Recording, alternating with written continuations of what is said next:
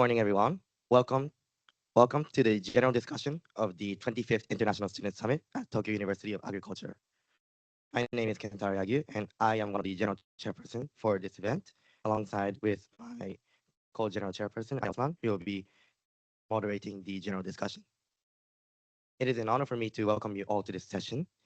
Before we begin, I would like to express my sincere appreciation to the organizers, professors, advisors, staff, and all participants who have come from around the world to share their inspiring projects, research, ideas, and activities that are making an impact in their respective communities. This year's ISS theme is Pushing Boundaries, Inclusive Activities for Community Welfare. Throughout this summit, we have witnessed how this theme has been reflected in the diverse perspectives and innovative approaches presented by each presenters. Now, I would like to introduce our group representatives, beginning with Group A. From Group A, we have presenters Sudesh Eshmane,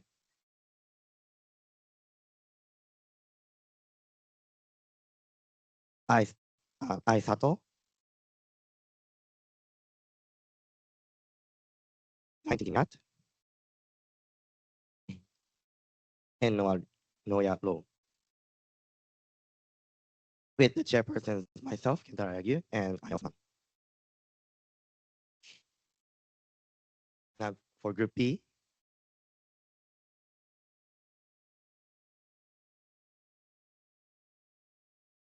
we have the chairperson, Nana Suzuki, chairperson, Jiva, and presenter Kamau, Sukrita Sonton, Nico Vice Fahrezi, and Maria Bondarenko. And from Group C, we have chairpersons Yuki Sawai and David, and no, David Ernawati, and presenters Gabriela Cabrari de Prosenza, Miss Chip from Chip, Martin, and Miss Kausam Arya binti Abdul Hadi.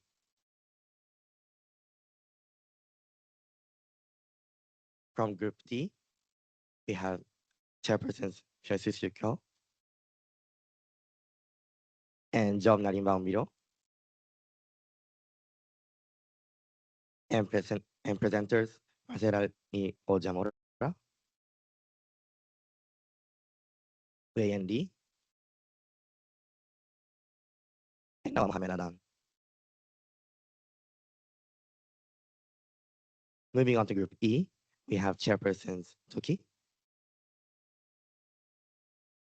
and Mayu Yamamoto, and presenters Amina Mekawa,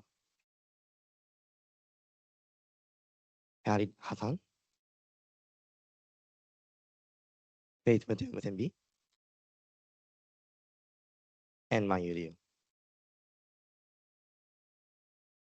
And from Group F, we have chairperson Anji Hayashi and Glenn Ameyasa. The presenters of Group F are Judith Epley, Basin Sarapong, Ban Jue Heng, and Ang Wangari Mutui. And finally, from Group G, we have chairperson Yunling Chan, Ogoji Hang representative, and presenter Kempe Chambulatong, Savini Go, Sarunolo Tusintus, and Isuri. And these are the presenters and chairpersons who have participated in the 25th ISS.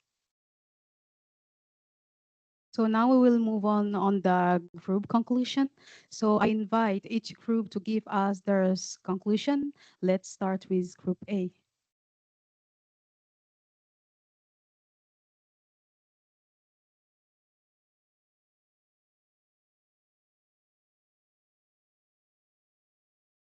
Our Group A came out with the conclusion that climate and economic resilience are strongest when technology is affordable, accessible, and open, and also when communities work together by sharing responsibilities, knowledge, data, and labor to sustain agriculture and livelihood through crisis.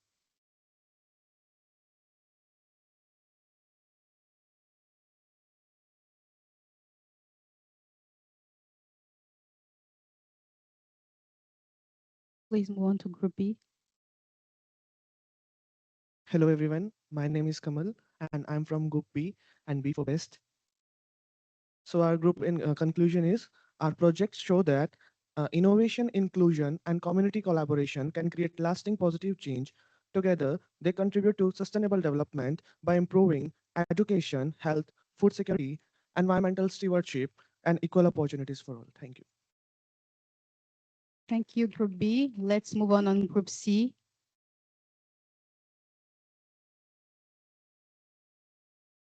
Group C, our conclusion was resilient communities can be built by practical activities with innovation, awareness, and accessibility. Thank you. Thank you, Group C. Let's move on Group D. In our group D, in conclusions, we believe that lasting community well-being comes from working together by empowering smallholder farmers, transforming scientific findings into practical actions, and encouraging sustainable agriculture that can be break traditional buyers, reduce emissions, and create a healthier and more sustainable future for all. Thank you. Thank you, Group D. Let's move on Group E. Yes, our presentation for Group E showed that recovery is not only about overcoming challenges, but also creating a positive change. Thank you, Group E. Let's It's remain Group E. Really.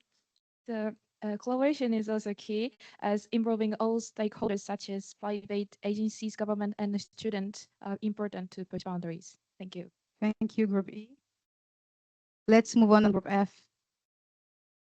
Our conclusion is share message from presentation is the power of the community, and our presentation address specific challenge. However, our finding will be limited academia if we do not involve community, and we believe research should not end with one project. By empowering future generations, we created opportunities for people to keep in practicing.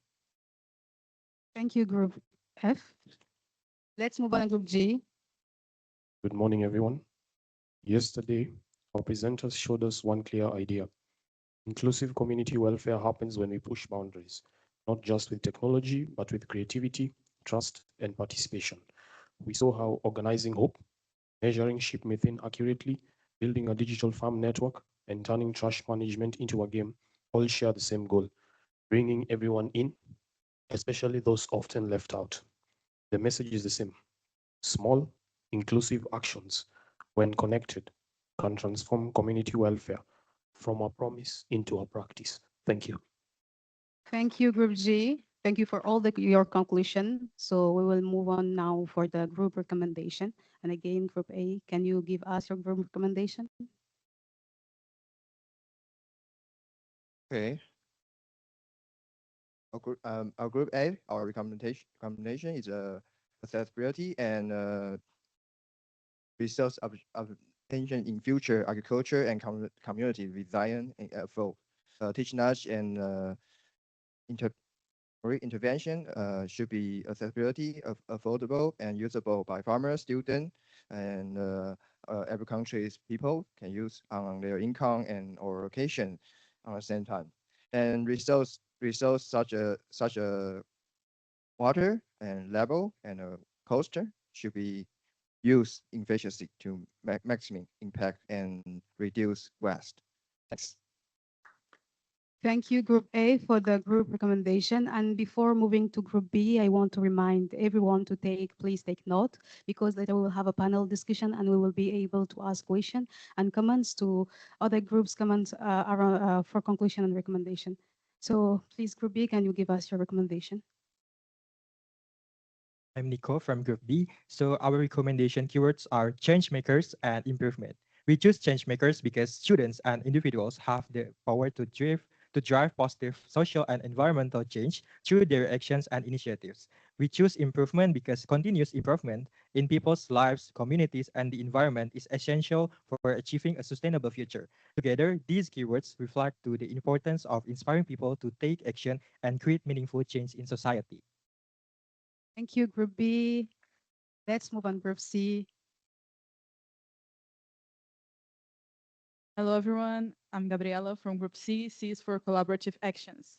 Our group recommendation is the world is changing. We, as students, need to take responsibility to build resilient communities and better manage our resources by connecting students, governments, and society to face common challenges, such as food safety, food security, and waste management through interdisciplinarity. Thank you very much. Thank you, Group C.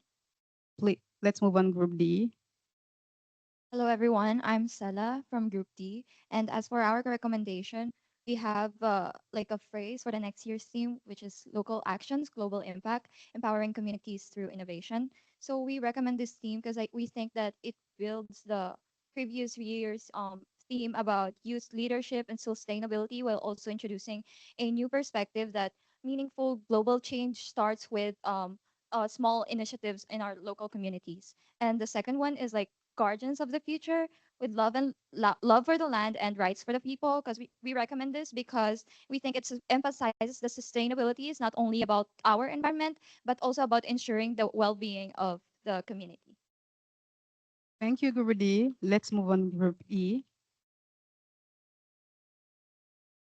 Hello everyone, I am Khalid Hassan from Bangladesh Agricultural University and Group E. So our group recommendation is collaboration, inclusion and recovery are key to build a sustainable agriculture and resilient community. Thank you. Thank you, Group E. Let's move on, Group F. Hello, Judy from Group F. Our recommendation is that initiatives should be grounded in evidence-based approaches to ensure that communities willingly embrace them. Engagement with communities should be educational, immersive, and actionable to foster further growth and capacity building. The work should be reflective and reflexive, always adapting with changing contexts to ensure it is applicable before implementation. Thank you, Group F. Let's move on, Group G, our last group. Hello, everyone. Our recommendation is that we must listen to what communities actually need, and we must involve them actively in the improvement of their own circumstances. All of the different projects we discussed today in our group involve understanding the specific concerns of communities and introducing them to resources to remind them of their own agency and ability to make a difference in their own community and lives. Thank you, Group G. Thank you for all your recommendation. So the next step is the panel discussion. So I invite all presenters, chairperson, senseis, even audience to ask questions, to say comments if you have for some group, please. Anyone has question to another group or remarks or just comment?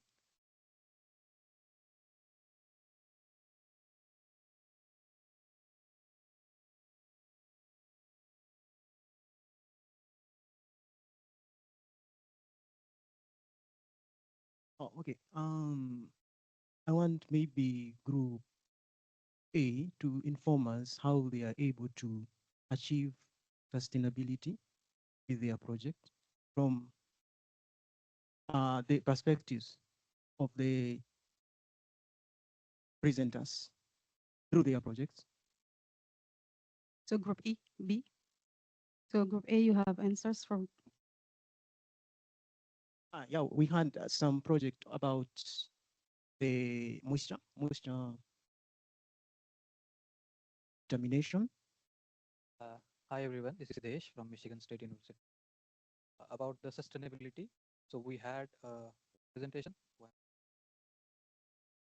accessible, not a sensor, but it's accessibility to data. community and the farmer. Second, he presented about mission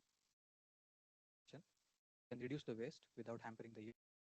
As he mentioned in his presentation, as far as I recall, uh, they grow rice in the 2 seasons. There is a difference between yield of first one season to second season.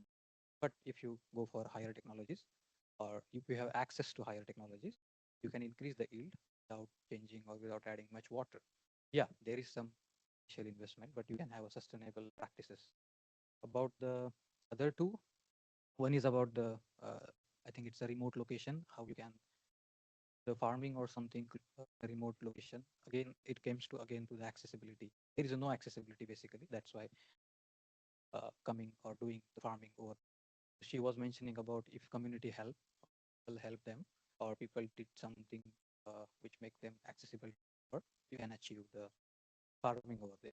And Miat, she talked about household crisis and how they are managing those things. So I feel for having the sustainability, not only the accessibility, but community help is very important. Like people needs to come together, suggest options, solutions, something like that. Someone needs to listen, as last group mentioned. You need to listen from the community, like what they are saying, it's their problems. Again, solution as well.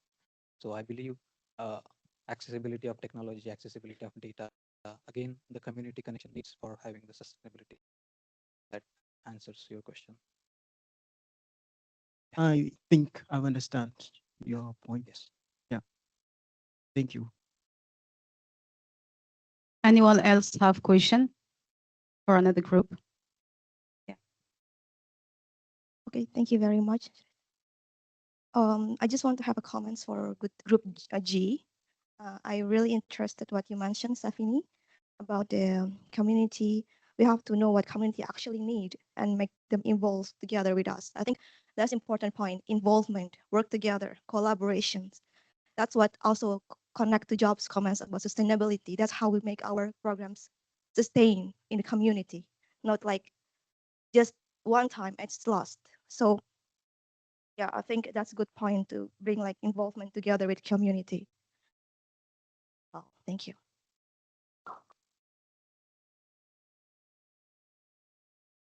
Thanks so much for that. I think, yeah, we really do believe in like building specific like agency and empowerment communities, like really bringing problems and meeting people where they're at so that we can actually like listen and like hear them out and see what they actually need and not like bring a solution to people that they might not necessarily, which might not necessarily fit their local context. I feel like it's very, very important to be active listeners when we bring solutions to people so that they make actual meaningful impact on people's lives and aren't simply an intervention. Yeah, I think it's very important. Anyone else? It's not a question to. I just want to conclude to our group discussions last night, and when I look at our discussions about local actions and sustainable development, and I look at them through the lens of my own life. As someone from a developing country, peace is not just an abstract academic concept to me. It is a deeply personal wish.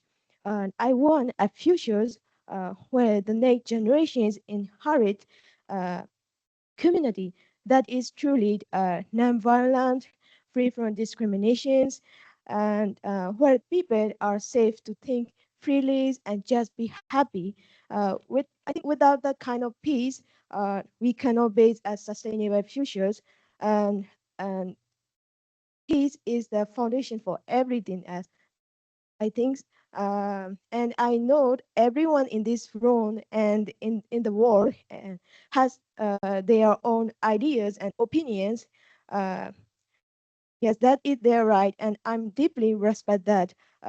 Whether someone chooses to accept social responsibility or not, the bottom line is that we all just want to live freely and happily. For me, that is what peace is really about. It is not about forcing everyone to agree. It is about respecting our differences so that every human being had the chance to live a safe, free, and happy life in the short time we have on this earth. Thank you for listening, and I apologize for any mistake in my English and pronunciations.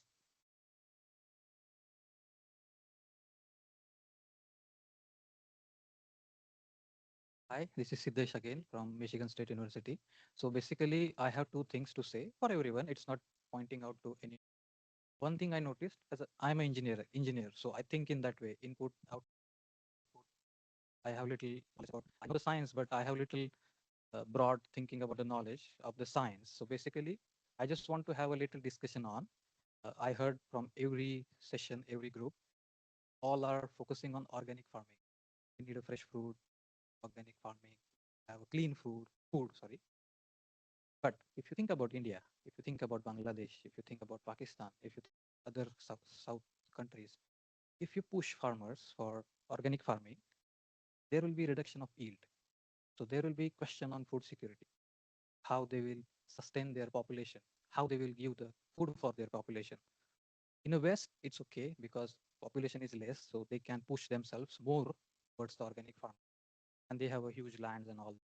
But how about the dense populated countries? How they will survive if they move towards organic farming?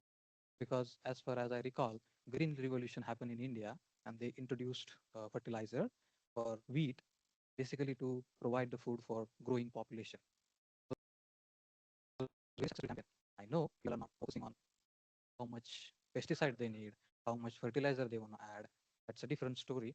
But rather than pushing like hardly towards organic, why we are not pushing towards very minimum apply, early detection? We have technologies, we have drone, we have satellite imageries. We can focus on early detection. We can focus on, like, suppose you have this much of land, small section is affected, you detected early, you can apply uh, pesticides or something there, control that section so it will not spread. And we have technologies for that. It's not we don't have. That's the thing actually I also mentioned. We have technologies, there is no access. So the point I want to actually understand from you as well, like how we can cope up, because there is a plus and minus there, how we can do that. And second, I wanna comment for all presentation. It's not comment, but it's interesting point. If you see everyone's group, they're using Instagram as a tool for survey. They're using Line as a tool for survey. So digitization is increasing. So how you look into this aspect, uh, agriculture specifically? We are moving up. Previously, we were using a newspaper, Facebook, something like that. But now we are going towards Instagram. It might be because of the youths are coming into agriculture and they are using phones a lot, social media a lot. Like two things I want to discuss with everyone. So you can have a broader perspective, like how people think.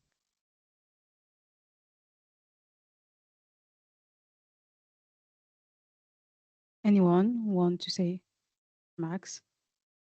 Okay, to echo on what you said about the usage of Instagram and Line, I'm wondering if we really have to go in that direction, because the traditional ways of collecting data involves the interviews that we know, the surveys. So will somebody enlighten us more on that? Yeah.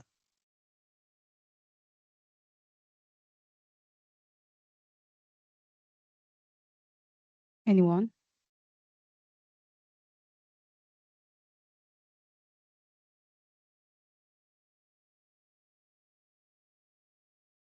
Hi, everybody. This is Glenn. Sudesh, to get the point of your first question, are you asking, or are you recommending a mixed approach, or a preference for a mixed approach, or cases where we still maintain the conventional means of agricultural production, and then we include elements of organic? Is that what you're saying? Question I was asking because I do practice precision agriculture because I'm a farmer. I have mango plantation. So actually, in practically, if you see and scientifically as well, we use very less amount of fertilizers and chemical. We never use excess amount. If you think practically and uh, scientifically, not farmers' perspective, they don't know. So we need to educate them. That's the first thing. Excuse me for interrupting, but if not the farmer's perspective, then whose perspective? No, no, no. I'm an educated farmer. Everyone is not educated. So I'm talking in perspective of food security versus the practices we are pushing. Suppose we go for organic. I know organic is sustainable. We need to do that. But the countries like they have the food security because they have large dense population. So if you push organic, you may lose yield. So are they able economically and other ways this like sustainable disease approach to tell them okay go for organic because how they will give the food for their population? That was my question. All right. So I have very limited knowledge on some of the things I'm about to say. So I kindly plead your correction and contribution. But I believe the Green Revolution, yeah, and the Green Revolution worked with two or three specific species, rice, wheat. So even with that, there's still the question of food security. You can be secure when it comes to rice and then wheat. However, when it comes to traditional crops, when it comes to indigenous crops, when it comes to other forms of vegetables or fruits that we rely on, no attention was given to it.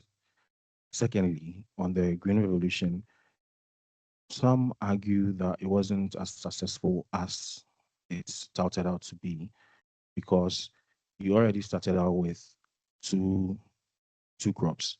And those crops, while they were introduced, no effort was made for farmers to maintain the varieties or cultivars they are familiar with. In addition to that, there was the introduction of chemical inputs, the fertilizers, and also the pest control. Those two are a problem even when they are used in right quantities because they tend to seep into the environment and then cause problems elsewhere, like eutrophication, where there's this mass growth of algae. That wasn't what was intended at first, but because of runoff, we have this. I believe my response to what you're saying would be what I asked if you are recommending for a more mixed approach. I was not recommending. I was just wanted to have a discussion. Everyone's thoughts. Yeah. I'm just saying my response to that would be we have to have a more mixed approach and then um, a slow reduction towards no, not slow adoption. Like we stop with the chemical stuff. That's my recommendation. It's going to be very hard, but if you take a step back and then you look at things, you realize there's a specific reason why we have them in the first place. Some of them were not initially developed as this is intended from product agricultural production. They are the end results of um, chemical warfare. For instance, in the case of glyphosate, it's part of the class of chemicals that wasn't developed initially for agricultural production. Now, their use is causing problems, in some cases, cancer. And when there are court cases, it is resolved in a way that leaves a bitter taste in your mouth, specifically on these two things. First of all, with glyphosate, they are like roundup ready crops. So when you get the seed, you have to get glyphosate in addition, or else your production is not going to do well. Secondly, if I plant glyphosate roundup ready crops and you don't plant the same thing, if there's pollination or contamination from my end to your end, I can sue you. Monsanto can sue you that you are planting something that does not belong to you, and it is within their legal right. So we have all of these dependencies on these chemicals, and they come with other things that are not there and go against food security from the perspective of having a well var- having multiple different crops to depend on for food security, and then making farmers' livelihood very difficult when it comes to the production system. That's what I have to say on the first one.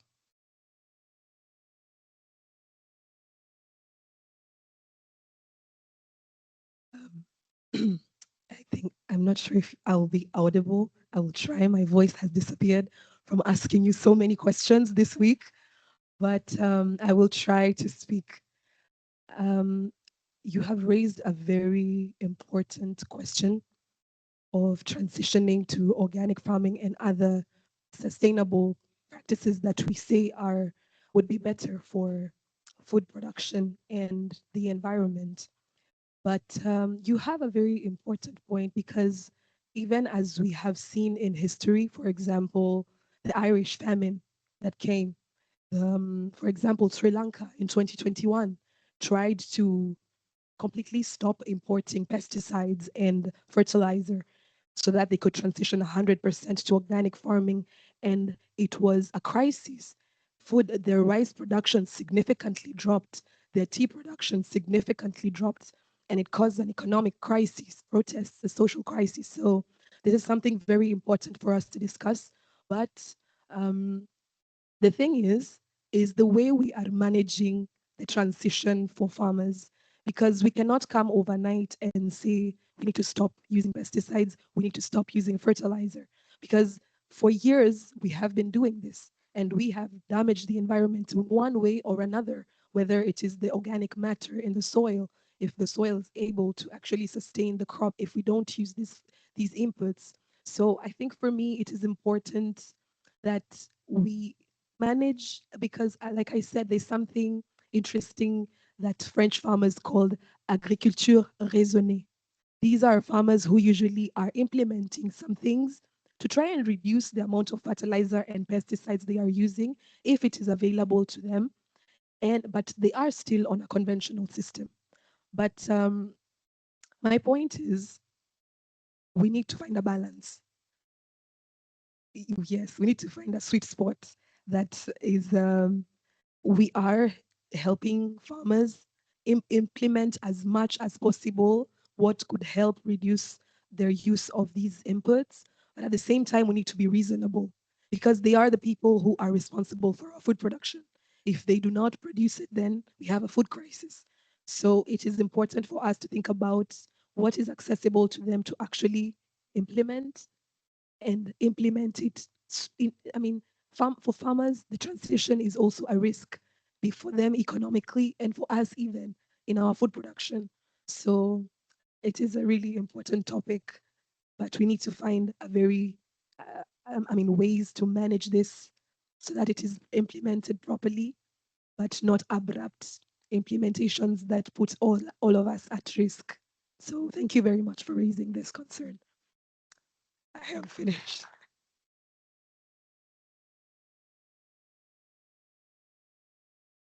Thanks, Faith. That was really, really great, actually. And like, what I wanted to contribute to this discussion is, again, I'm not, again, like the most educated person specifically in like the very, very deep details of agricultural production. But what I do bring to the table is a systems change perspective. And I think that, you know, your discussion questions like do kind of like raise the point of the fact that our food systems are insecure, they are failing us, and they're not sustainable. And I don't think it's like a question of or if it's like a, you know, do we use pesticides or do we go to organic? I don't think it's like the binary. I think that like, especially because we've discussed so many different ways at this ISS of the ways that we could like improve food security and production. And, you know, we've also talked a lot about involving more people in general in the act of agriculture and of producing their own food and bringing consumers of food closer to this, like to producers and production in general. And so I feel like there's so many different ways as discussed in this presentation that we also need to think about, and also on the other side of like reducing food waste as well. I think that like it's very, very important to understand that like, you know, farmers also are very knowledgeable in their own field and that they do understand what they are doing, and that like they cannot like simply afford to switch practices. You mentioned earlier about how like if people have been doing some things for like many years, like they are in their own ways like an expert in that field, and so suddenly switching things, it also does not make sense. But I do think that like as like we need to actually come together and like understand that like it is a bigger problem with the system, and that like we cannot force all of the responsibility onto the farmers to change. I think we need to bring the problem closer to a lot of us and work again in solidarity to come together to like inform these solutions in different ways so that it doesn't seem like it's a choice between either we use pesticides and continue this unsustainable method of farming, or we just have to switch to organic farming. And like then, as Faith mentioned, like there have been economic collapses because of this sudden, almost um, like enforcement of this solution rather than like meeting people where they're at and like transforming the community towards a better path. Thank you.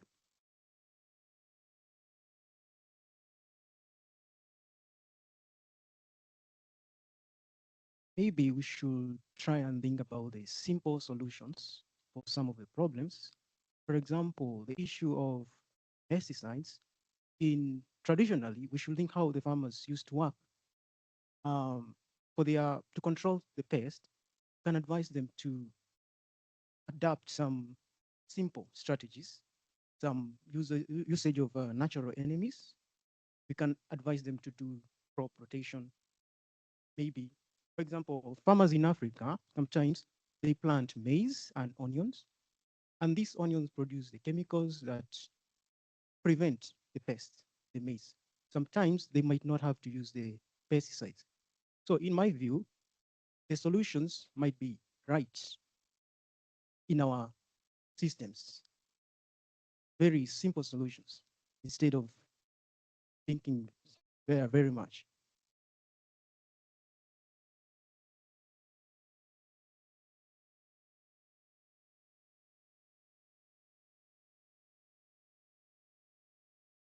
Anyone want to add more? Uh, uh, Please, may I add some why to my contributions? Um, I choose why peace is important matter for every development. So, for example, in my countries, farmers are facing uh, difficulties due to the consequences of country economic disability and unstable and civil wars. So using to utilize technologies and like technology innovations is really based on like the situation of uh, people conditions. Just my opinions. Thank you so much.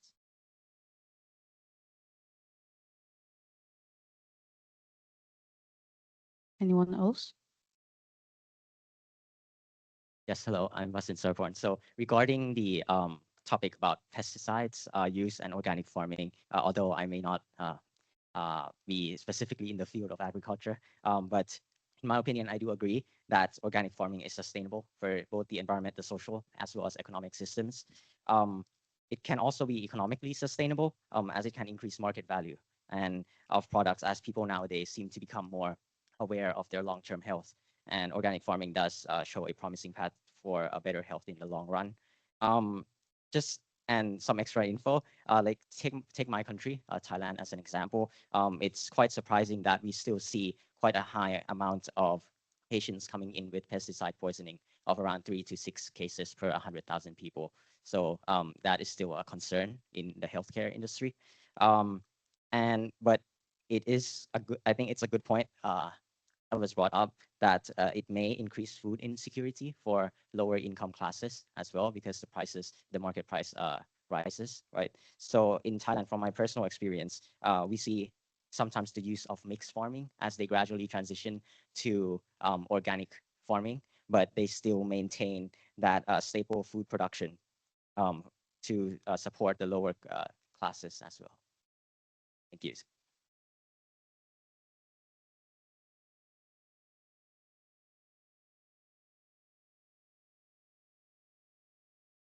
Hello, I'm Alia from University Putra Malaysia. As someone from the food science field, um, this opportunity to be here and hearing everyone presentation on agriculture makes me wonder that um, in my field we have a little exposure on agriculture because we focus on the food that already exists, like from farm we receive an apple and we take the apple to prolong the shelf life, check the food that already exists. So when I come here and hear all of the presentation on the process behind the scene, it made me realize that there is more than what I doing. It's more than um, uh, the science is not just what we eat, but all the process along the process. It took a lot of effort from everyone. And for me, learning from farm to fork is really important. And there's a need of collaboration between food science and agriculture because if we collaborate more, we will have more sustainable future because we want food safety and food security become very important and for future generation to have healthy to be healthy and nutritious. That's all from me. Thank you.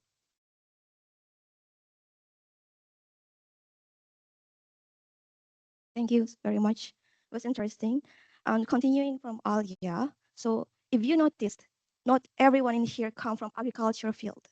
My groups come from microbiologists, scientists work with genetics. So someone from conservation, education. So we are not from the same background. So what I'm saying is that we have these issues like fertilizers, too much fertilizers. So we have these big issues, and what we see ourselves as what microbiologists. Maybe you can find microbe that can resist the chemicals.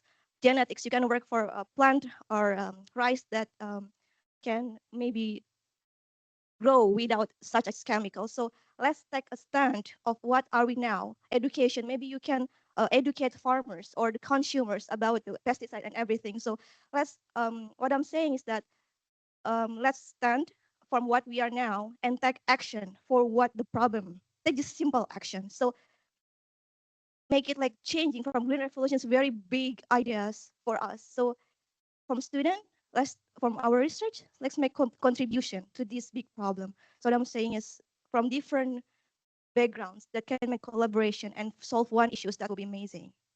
So yeah, that's my point. Thank you very much. Thank you for the point. This is very interesting. Something different that I thought. Thank you.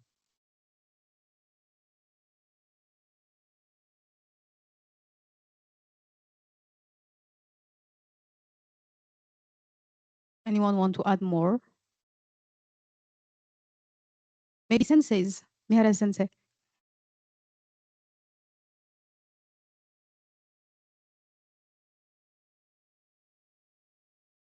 Thank you very much. I really could enjoy the meaningful discussions. So in case of me, my background is the soil and water environment conservation. And then when I work in the field, what I can do is maybe less than 5%. Other knowledge I have to know about marketing or the accounting. So there, myself, I have the only small ability.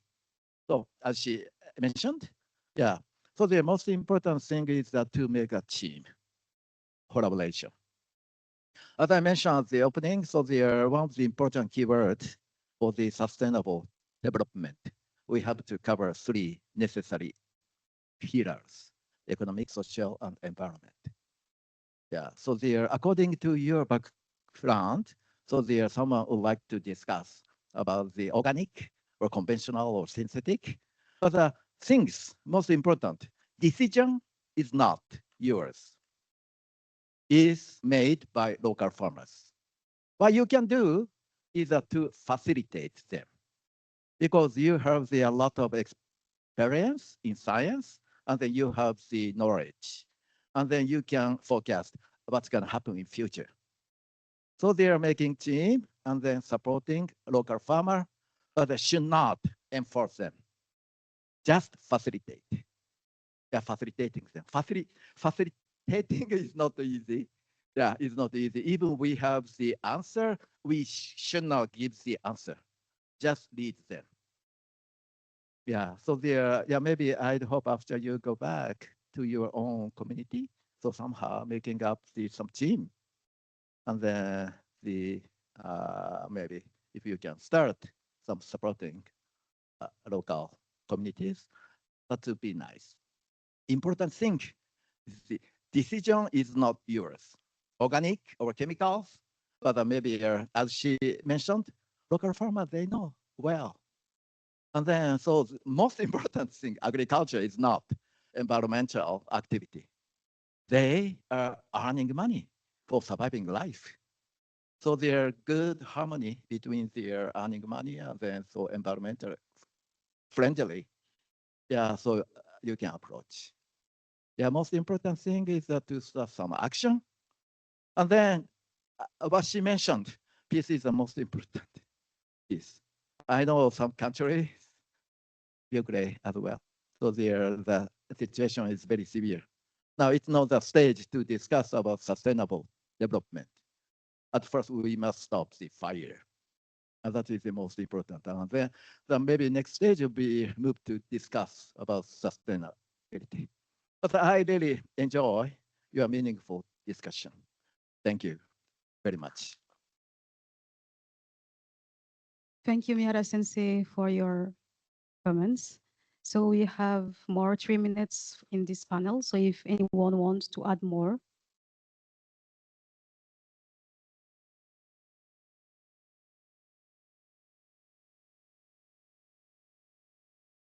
Thank you very much. My name is Tuki. I am from Tokyo NODAI. So thank you very much for raising this important point. And maybe I will try to make it very shorter because this is the main problem in many countries because, as you said, chemical fertilizer. But organic agriculture doesn't mean that you don't use fertilizer. We reduce the chemical fertilizer, but you can use another way of fertilizer. And those techniques are already available, but they are not accessible for farmers. So that is my point, like, because I'm from Madagascar. So many farmers in Madagascar have growing rice since 1,500 years ago. So I am asking why those farmers grow the same rice as the farmers in Asia. Why? Because they know how to grow it with the local context. So that is very important. For example, there are some techniques from other country or other university. So we cannot implement it directly to another country. We need to know the farmer context first. And after that, we need to know how the farmers can use those techniques. Because most of the project in Africa, this is the main problem because the project implement directly the solution in the local community without knowing the local context. So this is a loss of time, loss of resources. So first, we need to think locally to make a very sustainable solution. Thank you.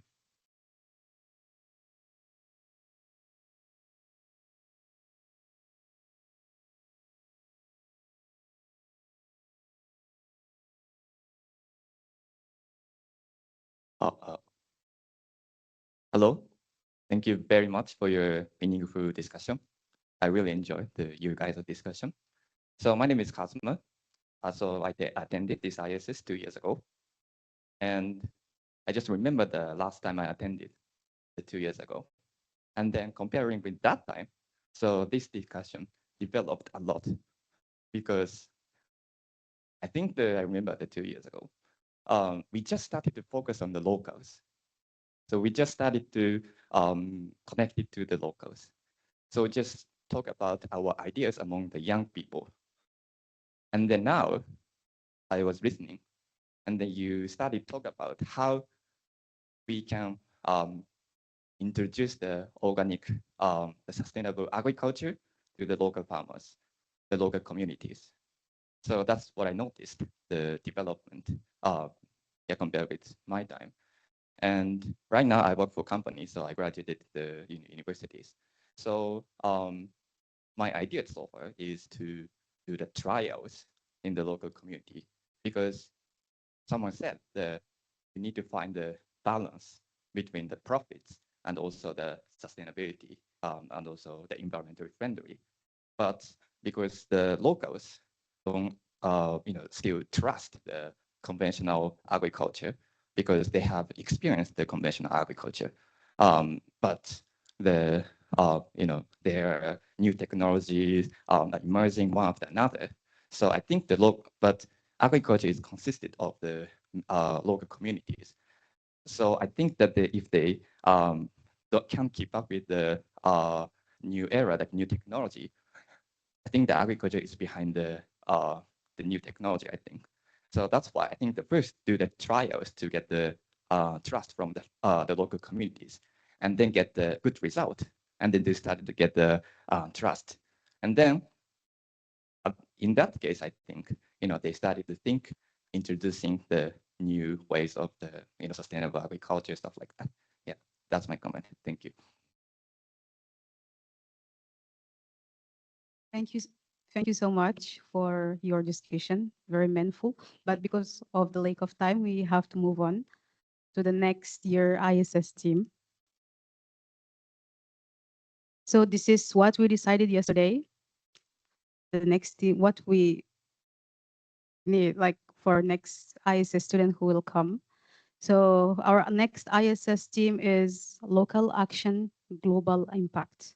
Youth has change makers and capacity builders.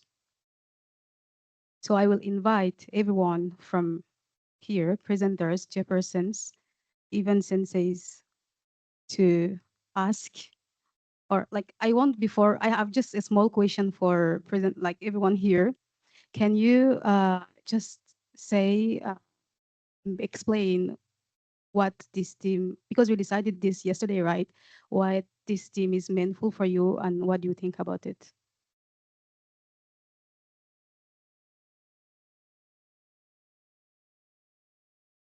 Hello, hello. So this theme, a lot of what we have been talking about is like the local community, as you said, but having that be where we are implementing our work, but it doesn't just end there. It has these global impacts, these different efforts that can come from it, and we are all global international students here, and we are going to be taking the lessons that we learn from here and bringing it back to our community as well. So having that dual action there, the local actions, global impacts, was the beginning of that. And then youth as change makers and capacity builders. We are the youth here.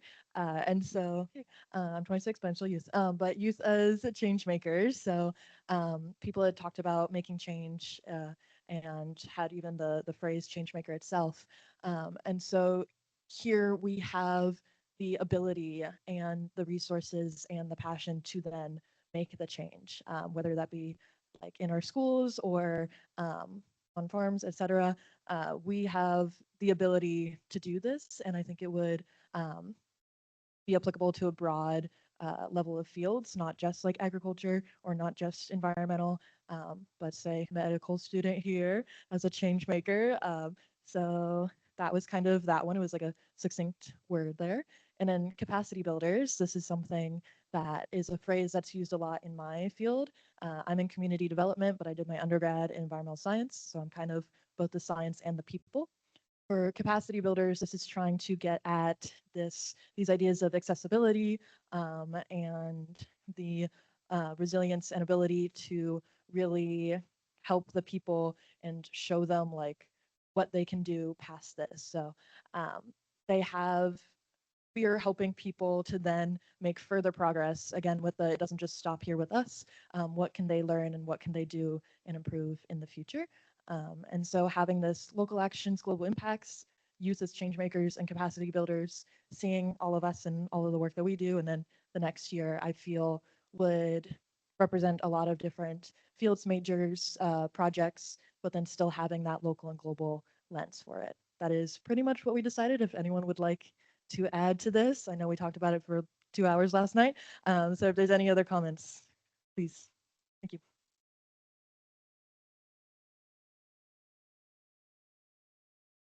I also just wanted to add that I do love that we chose change makers and capacity builders because I think it reminds us that change is something that we have to actively participate in.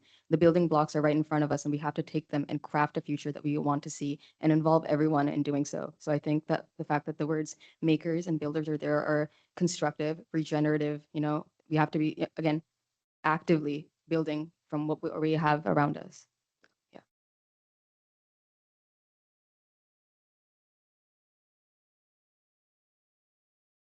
we also thought about the capacity building because we think as young people have a lot of knowledge, scientific knowledge.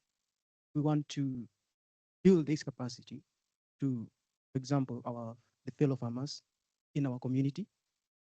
This is like knowledge transfer and the skill transfers that we have gained through our studies. So we want to see if the young people can build this capacity and help their local communities.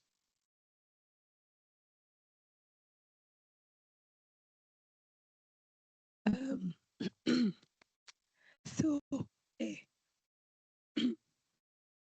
okay, it's there. So I love everything about this theme.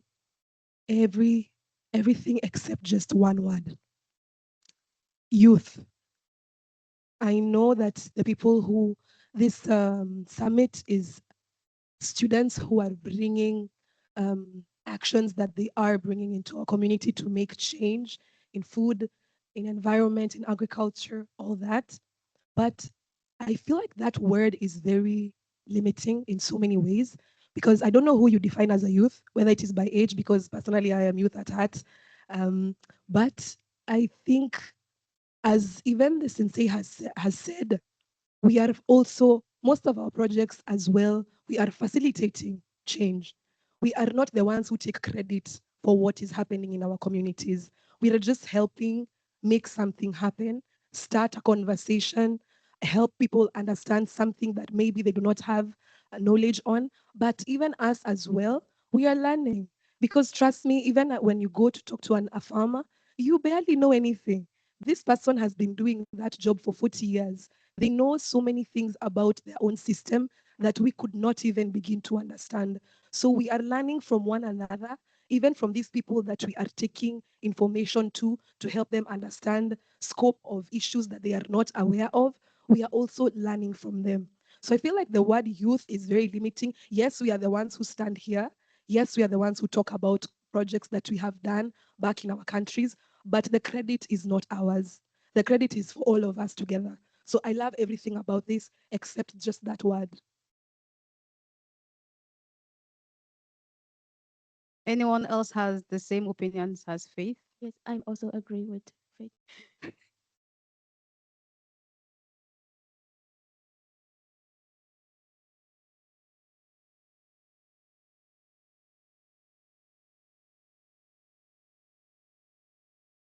Okay, we thought of the youth because these international student summits, the young people should be the ones taking the actions. We are focusing on the young people, but it's in our view, it's when we say the youth, we are trying to imply that us as the young people, we are really trying to involve the students themselves taking the actions. And we assume all of the students are within this bracket, the youth bracket. Does anyone want to go before I go? um, okay, please go ahead. Sorry, Faith, just give me a second. This is more of a comment. Like, while I understand that like presenters are youth, so like the projects we're presenting are, we're just youth as the ones who are presenting our projects. But my comment is more of like, I do agree, and I think that like sometimes people like to say, oh, youth are the next generation, like it's up to us, it's up to the youth to take this on. But, everyone's still a part of the society, and change involves everyone. Change is inclusive, and to go towards something that's actually transformative, it also has to be intergenerational.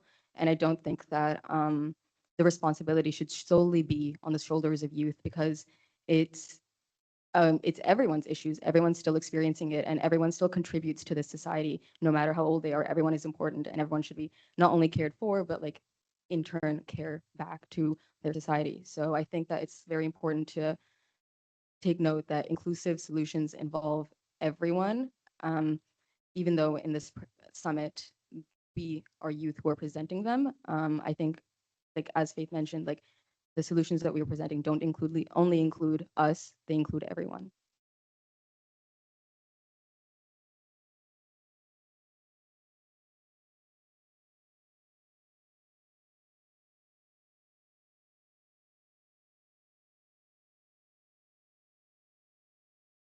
Anyone?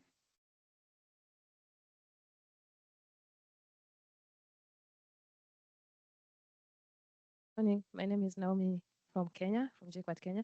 I wanted to make a comment about the ISS theme.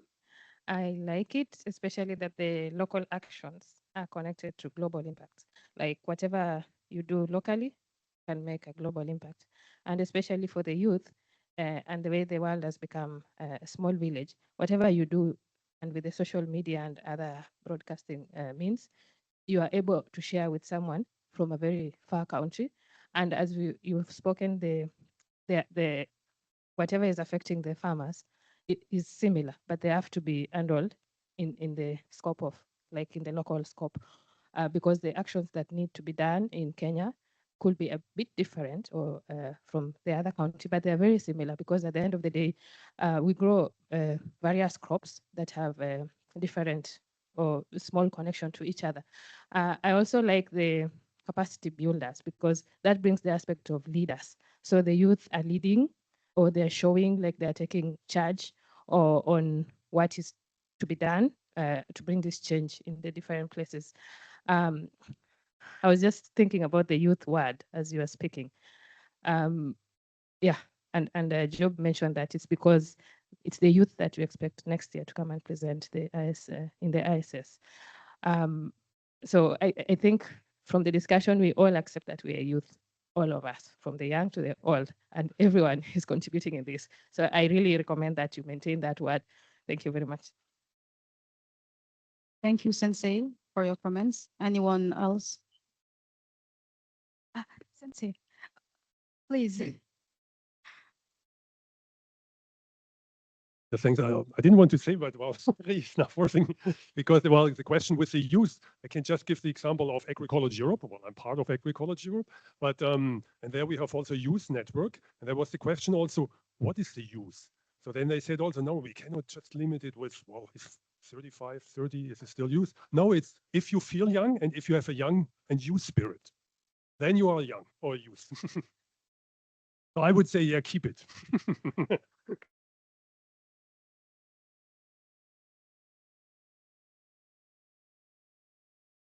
Hi everyone, my name is Martin. I'm just happy with the concept youth because it's an interdisciplinary thing. Like it all begins with us, like from the local farmers. The local farmers, many of them are elders. Like if you want the wise ideas, it's the youth who will go and ask the local farmers. So it's an interdisciplinary thing. That what I mean is it binds various concepts. I mean the youth are the ones who should go and ask somebody. Yeah, that's all. Thank you. Thank you for that. Yes, please.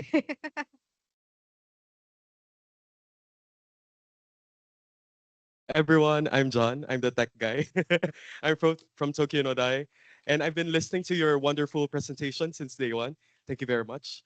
And your presence means so much, and this room is very lively, very dynamic. And I want to commend you for coming up with this team, Local Actions, Global Impacts. That's very good. But I would like to make a suggestion based on the discussions regarding the team. There are concepts regarding intergenerational equity, which was brought by Sabini, and the role of youth. Maybe we should ask ourselves, what is our role in sustainable development? Are we drivers? Are we agents? Are we catalysts? Maybe our paradigms, our worldviews must be checked. What is our current role in the society? Are we having a top-down approach or a bottom-up approach? Recognizing the power of the local farmers, the local communities. So maybe we can start asking those questions. Are we catalysts or are we drivers? So maybe we could drive the team forward to addressing or highlighting the role of the youth as catalysts or agents for intergenerational equity and sustainable change. I think it's okay to retain youth and change makers, but capacity builders might have a different undertone, especially when we examine further the undertones of power, especially if we want to highlight equitable and inclusive participation, which is actually related with this teams, with this year's themes. And I think that's it. It's all up to you now. Thank you. Good morning, everyone. Allow me to just comment on the theme seated because my body just decided to misbehave, but I'm well. I'm coping up well. Um, on thinking about local action and global impact, it's a wonderful thing. I was just thinking or just wondering while we are seated here and talking of things like um, organic practices or what practices we are doing in each country to make these things sustainable. I was just wondering, in my country, we are trying to do things organically, but how about the other countries? Now, on the theme, I was also thinking, like thinking globally in the global aspect and now acting from the local point of view, because we have the issues which are worldwide, like climate change. And for those, we can also try and address the things which are also globally, like the SGDs. How are we doing it? Like this one is covering, the theme covers those things very well. The issue of climate change and the global SGDs. Thank you.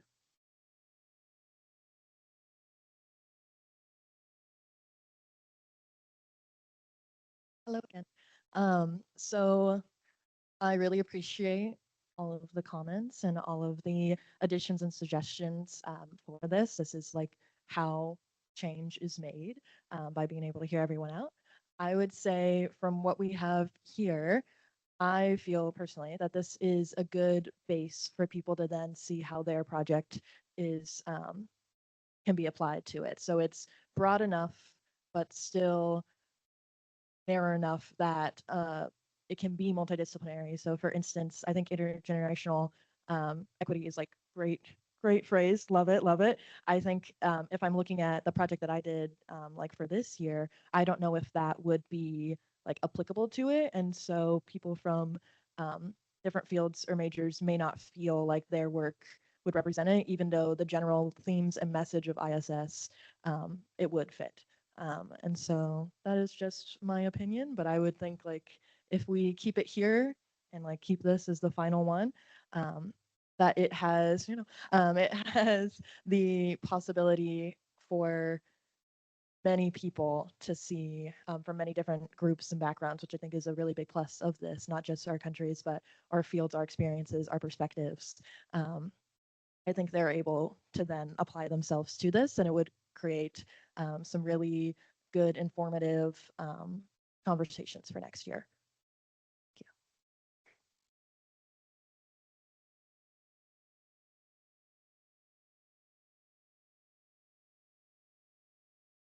Anyone else?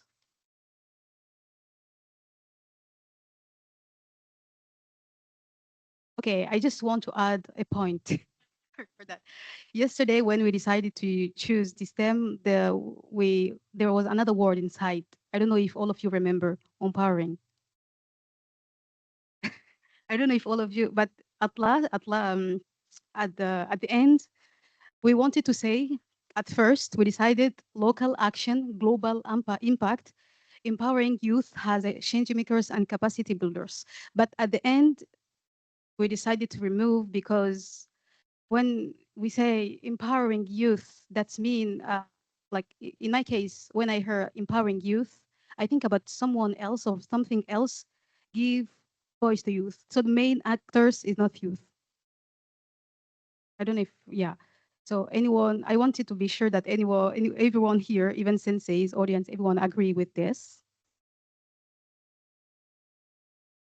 And also add another point, like, okay, some of you think that we have to remove the word youth, but I think, in my opinion, that here ISS, we are all of here youth, of course, and has senseis also said, youth is not just physically, it's inside.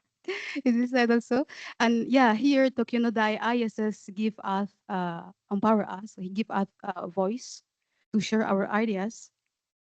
So in my case, also, I think we have to keep for that.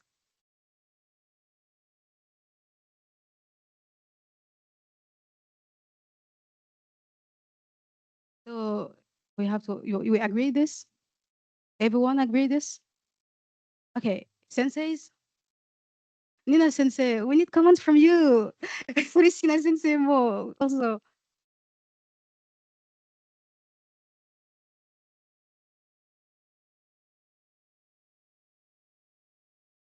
Hello, good morning. My name is Harold from the University of the Philippines, Los Baños. So lastly, I would like to clarify, what is the inspiration of the group going towards this?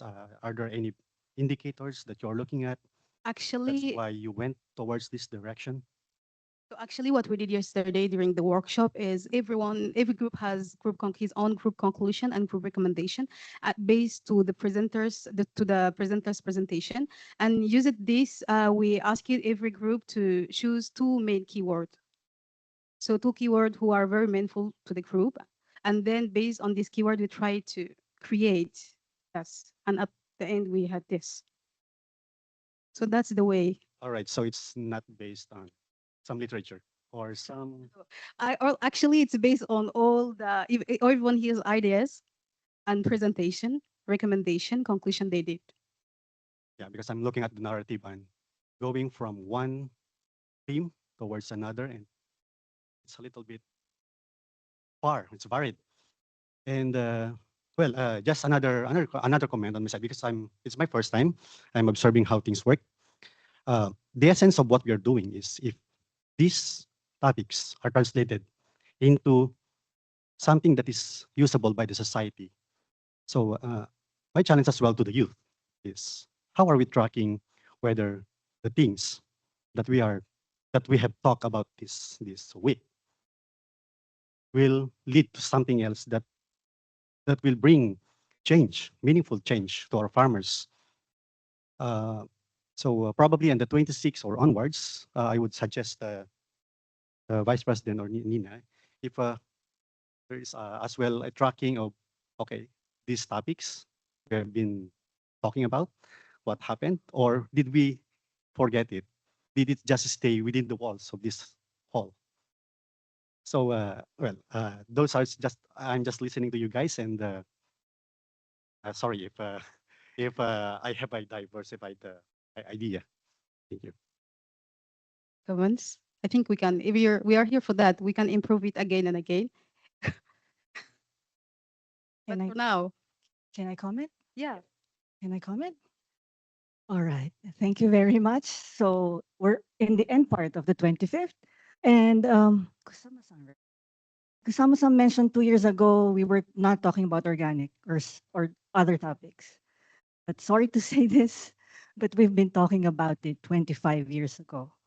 And maybe all the senseis here, because we've been here every year, somewhat of the topics are always almost the same. And like Vice Chancellor mentioned, that most of the presentations actually end here. There's no application, no follow-up. There's some groups actually continue. That's very good.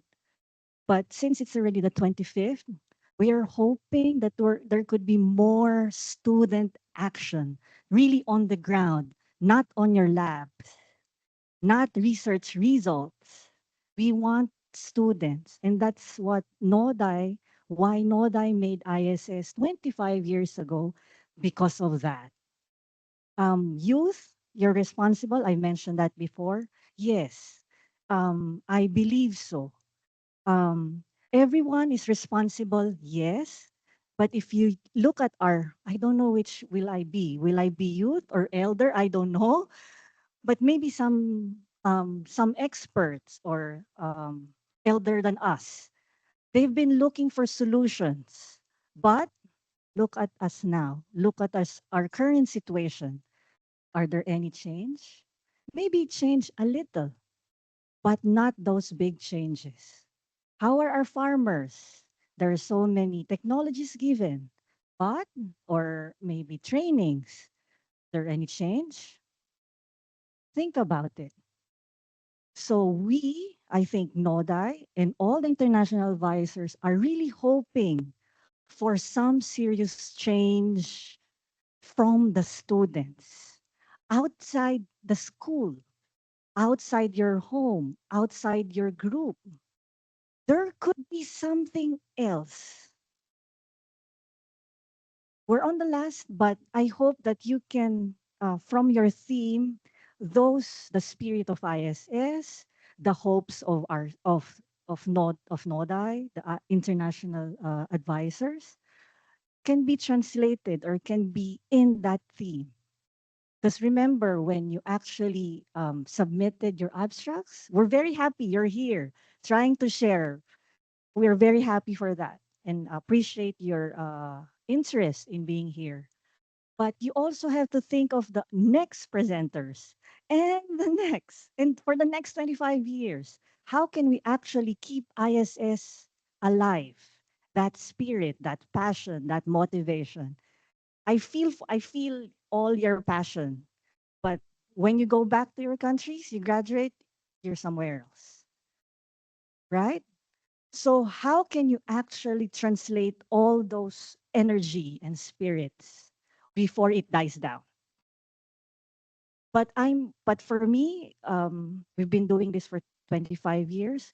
All my friends, including City Sensei from IPB, we're still connected with them. And actually, those network we can also probably use. Because I remember, ISS family, International Students Forum family, actually. You're part of the group. Actually, there's an alumni, Global Network for Environment, Food, and Agriculture, Geneva. We made that. So there are some ways that we can use. Yes. Um, Again, youth, we have to keep. Maybe change makers, yes. Capacity, I'm not sure with capacity builders, maybe it's still early. I don't know. But yes. And one more thing is, I'm not sure, in your briefing for this theme, make sure that it's on food, agriculture, environment, or something related to that. Because I'm just worried that all other fields will come. Remember, NODAI believes that agricultural science is the key for sustainable development. Students are the key for sustainable development. So those are the things that you have to remember. Thank you very much. Thank you, Sensei.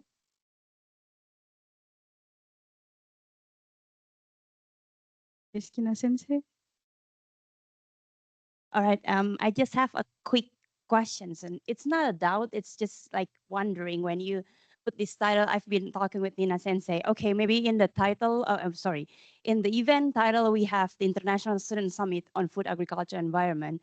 Means that those from next year and then ahead that applying for this uh, uh, ev- uh, conference or this summit, they will come with from that background. But I think this year we see a different pattern that especially I was surprised to see someone from medicine to join the conference, which is it means that it's we are going further and further means the current situation where the interdisciplinary that you come from different background, just like Dewi mentioned, come together to talk about the human, the next generation of the food, agriculture, environment. It's very important. But when I see the next theme, I was like capacity builders. For me, somehow that word's kind of biased. In what terms of capacity you are talking about? Well, in a good side, it may mean wide extensive. It means that you can build your capacity in different patterns. But for some people, it's going to be too wide capacity builders, right? Well, change makers, I think it's more simpler to see because any single change is positive, maybe positive. So every single change happen, it means we are the change makers, right? It can be the change can be happen to yourself, or it can be your even your lab or even your family. That's why. But in terms of capacity builders, I think it's kind of hard to evaluate. So if we put that in a team, someone applying in what terms that our action really applicable to the capacity building. You know what I mean? Because the words of capacity building is quite big and huge. Well, the companies and maybe the society and I think the government also always put that human research and capacity building and that kind of word, and that's good. Which is in the current AI, you can just hit that word and everyone can explain in a different type of word. But maybe we can make that simpler in the case of capacity builders. So those, remember, the one that going to be doing this is your next students, not your current students. So maybe by making it more simpler, the wording, it's easier for those applying next year and the next year ahead, so they can make it more specific. I would say that I'm really thankful for the last year presenters, because the this year title is very hit to the point, like pushing boundaries, and then inclusive means that we can actually, that's why I think those from the medicine and other field came in, because it's inclusive activities, mean those from different backgrounds, from different roots that can apply to this conference, to this international summit. And it's very specific. Community welfare means which your action is directly comes to the community. I think that's why job, faith, and I think everyone's very actively questioning in every session. I'm really thankful for that. You've been asking whether your action, how that's actually impact to the local community, right? So that's, I think everyone's giving questions on that. So maybe that kind of theme, I didn't say this is bad or no, it's just giving you the idea. So those applying later down the lane will be right away now, okay, is my action really change the system, or at least is the my action actually change the student members inside my group, or the university students, or even the system in my university. But for the capacity builders, I think it's quite big. So you may want to think again whether that's actually easier for those applying in the head, so they can give, well, local actions is actions. Global impacts, you just do 1 and 2 and it can give you impacts. But the capacity builder somehow giving you, oh, it has to be big. It has to change the whole system. So maybe that's something we need to discuss about. Thank you.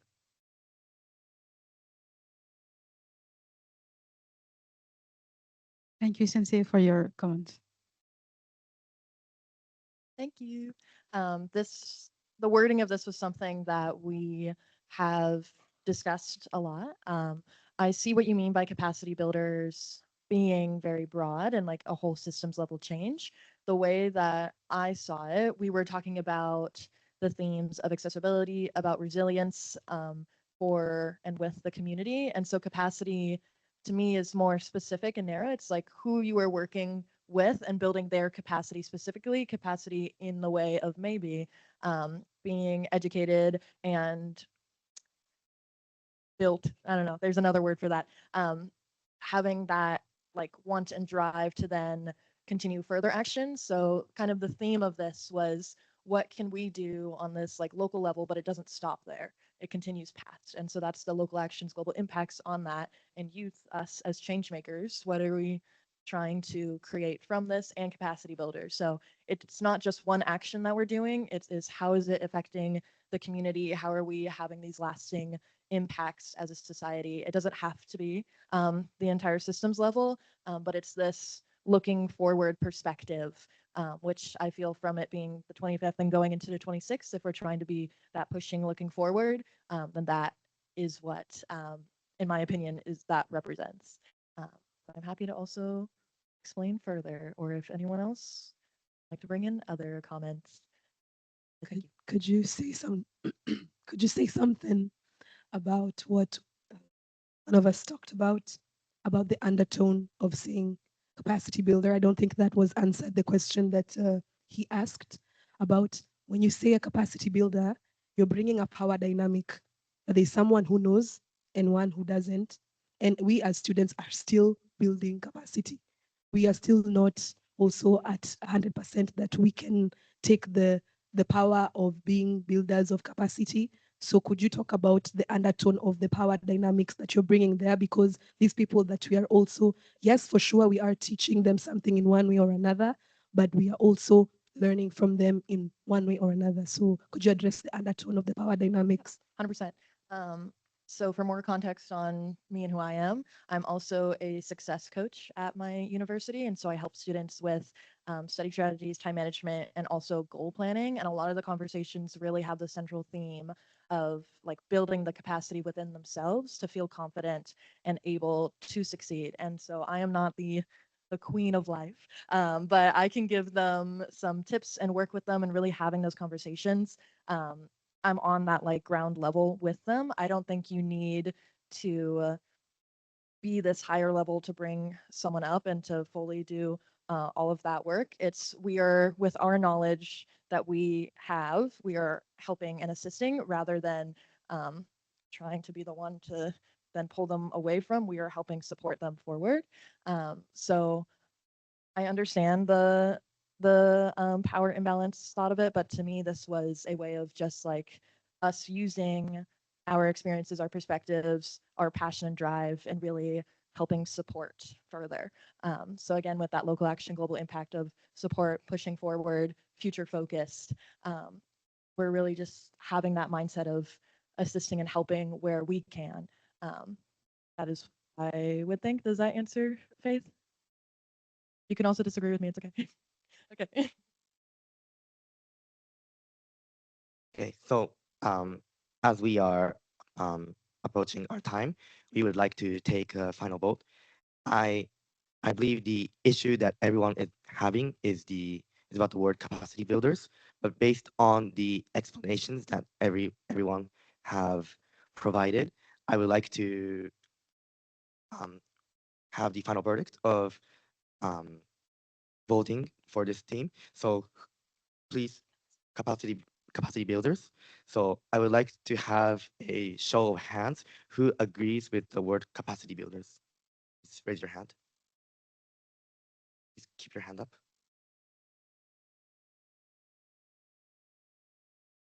Okay.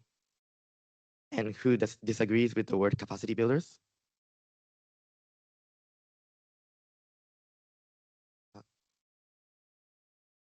Excuse me. Could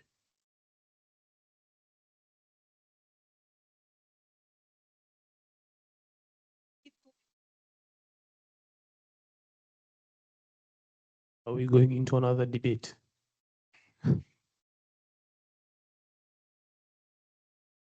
We did this for 2 hours yesterday. so we have to. I understand.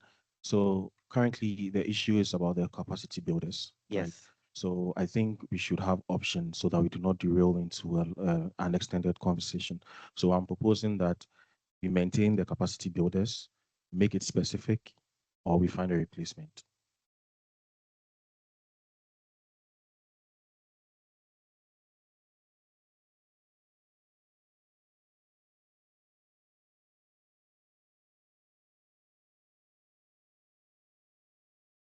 So let us think for 2 minutes.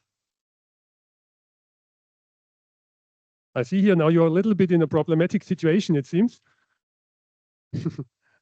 Thanks for bringing this in. I was just wondering to find a way out. Often it's just the wording a little bit. If you would not just, and I heard the discussion, if you just change a little bit the wording and saying use as change makers and facilitators for capacity building. Because then you're not the capacity builders, but you facilitate also with the action. You allow that others, while with the communities and the action you do, you allow capacity building or facilitate. Well, that's just a proposition to find a compromise.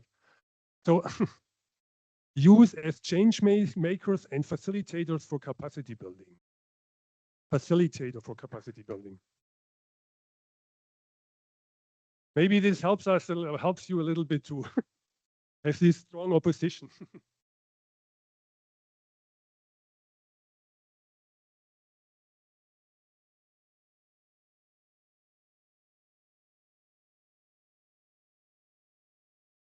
Yeah, so I think in this stage, the decision is yours. And then you already discussed last night, and then this is what you agreed. And then maybe I think the international advisor maybe should not change, I think. Yeah. Personally, I cannot agree change makers because some of the village, they don't have any AI or any technology, but their happiness is very high. So no need any change. Yeah, that's true. And our college scientists, we have to learn from them. That's true. Yeah.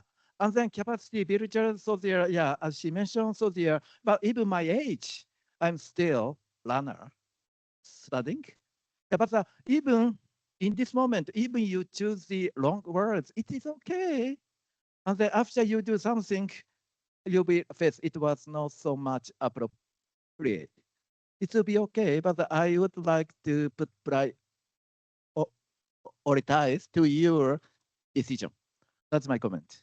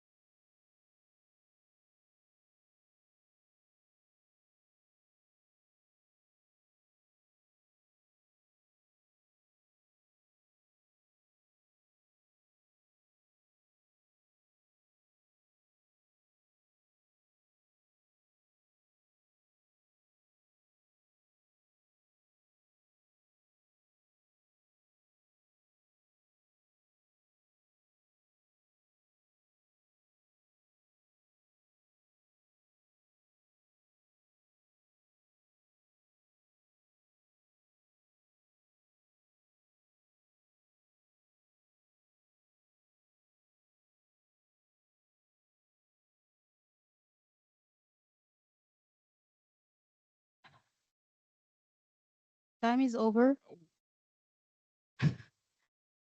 Yes. Because we mentioned sustainability and like the long-term actions that like should be occurring from summits such as these, I would suggest that like maybe local actions with long-term global impacts or sustainable global impacts, something to like really promote the idea that what discussions happens in this room don't end here and should be carried forward. I don't know if this is in our ability to change right now or anything, but I do think that if you think that the ISS themes have been repetitive and that you feel like we could be pushing boundaries, actually, I do feel like it's important to like, you know, promote this sort of like collaboration towards long lasting change. So like maybe like we can add like, local actions with, I don't know, like sustainable global impacts, perhaps, but Could do I was just thinking of the same thing, like Seven once said, maybe we should use the word of sustainable instead of capacity builders, because sustainable is like using those methods that will be used for the long-term run without depleting the environment. What I mean is we should use maybe sustainable instead of capacity builders. The theme maybe should be local actions, global impacts, youth as change makers, and sustainable builders. Yesterday we had like the papers with previous ISS team. So the word sustainable was almost there every time. Sustainable. So maybe what about another word? What about then sustainable, because word sustainable, resilience, collaboration was almost there every time, except this year's ISS. The team they decided last year. I'm so sorry. This is a very like I think a lot of our, even without like local actions and global impacts being specifically part of our title, a lot of every single one of our projects was locally based with global impacts.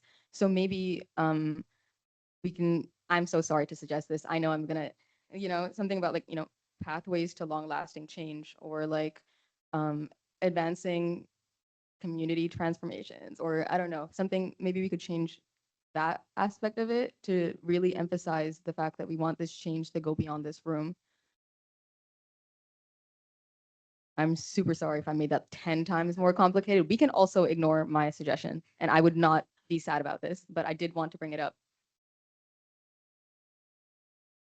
I have an idea. So in my opinion, I think that if we really want to emphasize on the fact that the actions transcends beyond this room, perhaps, I mean, there is no harm in repeating the word sustainable because it is concise, more concise as well. But like Martin was saying, if we were, for example, to add sustainable, perhaps it could be like local actions, global impacts, youth as change makers for a sustainable future or something like that. We are talking about using change makers and catalyzers for a sustainable future. I don't know if it's Yeah. So on the same path. on the same, but, yep. But in catalyzers, to put like this idea that we are not actively like putting some change, but like helping people to have the way to do this change. I So see. maybe catalyzers of a sustainable future. Like as a catalyst, you mean? Yeah.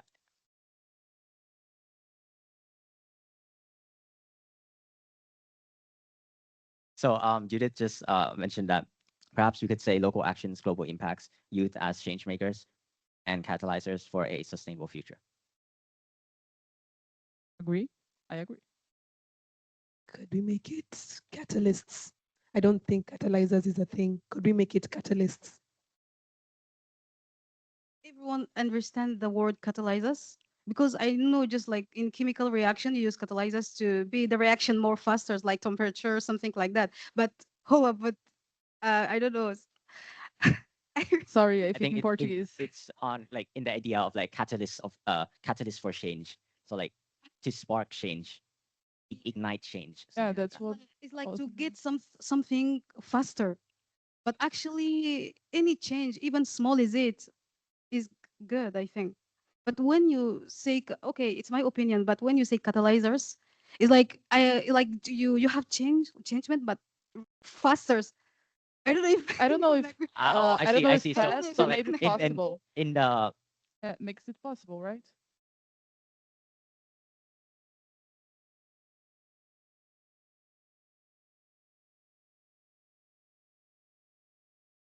I mean, there's one word that one of our facilitators suggested. Facilitators.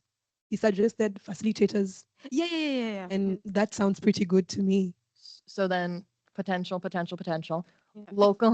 Local actions, global impacts, youth as change makers and facilitators for a sustainable future. Sounds great. I can say it again if you want to write it on the slide or something. Yeah. Okay. Are you ready? Let me know. Okay. So it's. Are you ready for me to say it again? Yes, no. Okay. Local actions, global impacts, youth as change makers and facilitators for a sustainable future.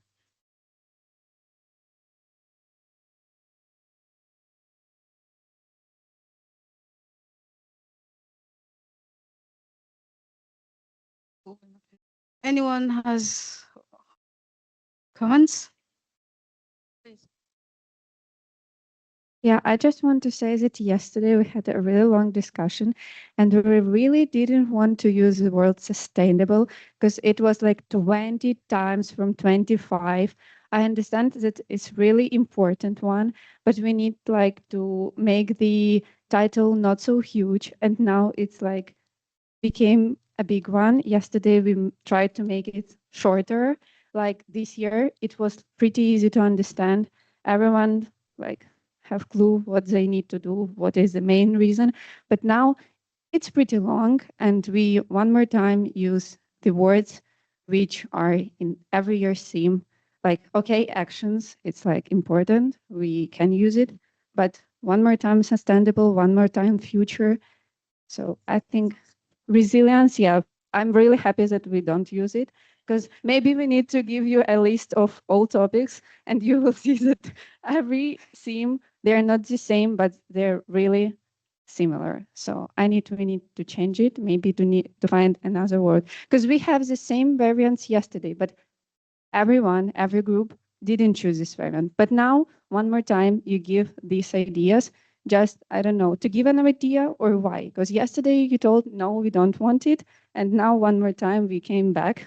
So maybe we just need to understand if the main part of the people want to leave yesterday's title, leave it. If no, okay, we can continue the discussion.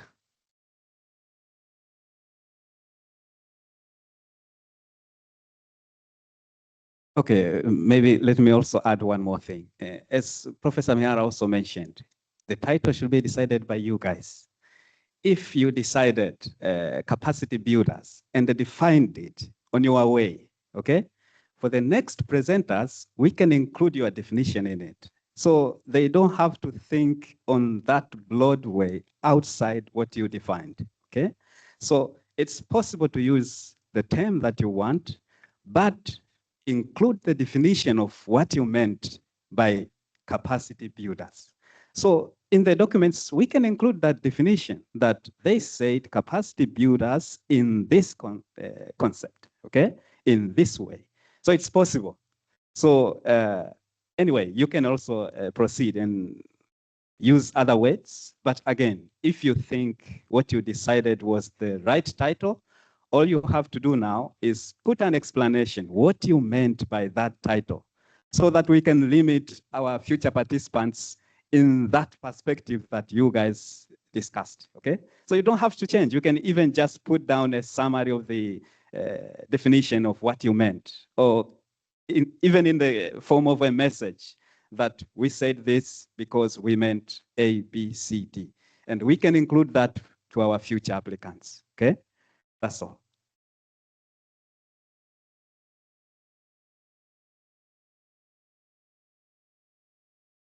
I think it's a good thing.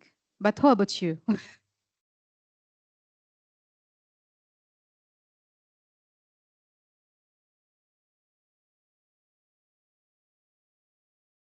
All right. First of all, sorry for crossing the troubles. Well, I apologize for that. Well, the reason I bring up that questions because I actually want to, you guys, each of you, confirm yourself whether you understand this theme or not. Do you have the doubt in that theme or not? It means like I mean the previous one. That's why I really agree with Mihara Sensei. The end is you. So I'm just expecting that you guys put the effort on critical thinking, whether you yourself, those attending the ISS this year, can pretty much explaining yourself what the definition of the wording you use for the theme. So I think Freddie really giving a very kind advice that any theme is fine as long as you guys can divine what you aim and then what is your goal so we can achieve what Ina Sensei has mentioned. This not gonna stop in this room, but you gonna bring that spirit and motivation so it can goes down the lane and can be like Safini mentioned, potential sustainable impacts, which is whether it's local, global, I think it's all impacts, as long as it's sustainable. So when you choose the wordings, I believe that I heard that you've been doing 2 hours, 3 hours, I don't know, last night, but come up with something that everyone involved, everyone critically thinking, because this is the only chance you can guys together here and then talk together. So that's all. And I apologize if that caused troubles and confusion for all. So I think everyone's hungry too. So just let's decide as soon as possible. Thank you.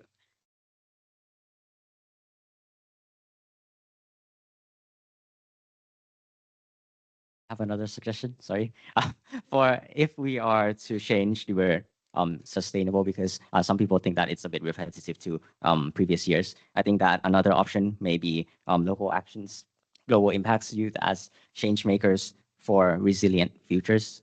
Like resilient is also another option. But yes, please. Yesterday, after our session, we had a theme, and in a democratic vote, majority voted for that theme. I believe today we are just supposed to adjust it to make sure that that particular theme is still acceptable by everyone, even if the person is unhappy with the definition. Because for me, I don't like the capacity builders there from an extensionist perspective, but then I think it should still be there. So I propose that instead of us doing going back all over again and then starting to come up with a new theme, we can vote on the theme and then find a very good definition for the theme we all voted for yesterday so that we can continue with the rest of the session. Thank you. So, okay. So I think for now we can just vote if we keep the previous title we choose yesterday and then add like some kind of message for next student for next year or just change. So who want to keep the first one and just add message? Okay.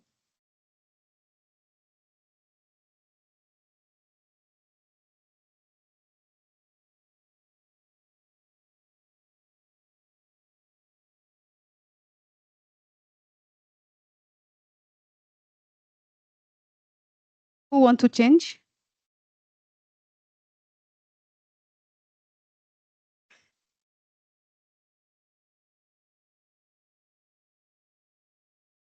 So keep the title we decided yesterday.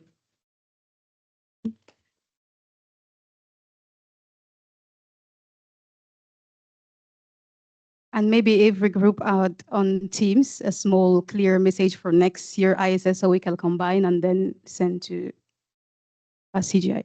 Thank you for that.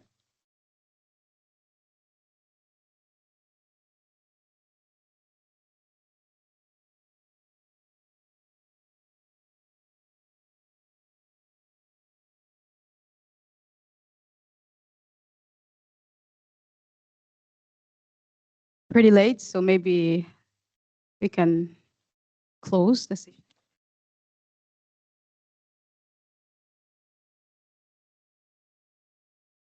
Thank you all for participating in the general discussion. And thank you to everyone, the presenters, the teachers, for participating in our next year, in our very active next year's ISS theme discussion. And we have decided on the theme, local actions, global impacts, used as change makers and capacity builders.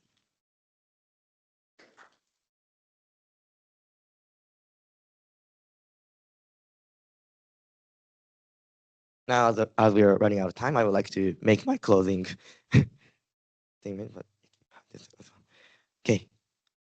So, distinguished guests, professors, organizers, staff, presenters, and chairpersons, as we come to the end of this 25th International Student Summit here at Tokyo NODAI, first, let us express our deepest thanks to Tokyo University of Agriculture for bringing us together.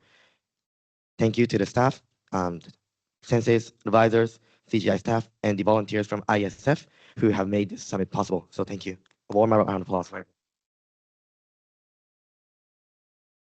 But most importantly, thank you to all of you. You travel from different corners of the world, bringing your unique cultures, your scientific knowledge, and your passion for a sustainable future. So a warm round of applause for everyone. So.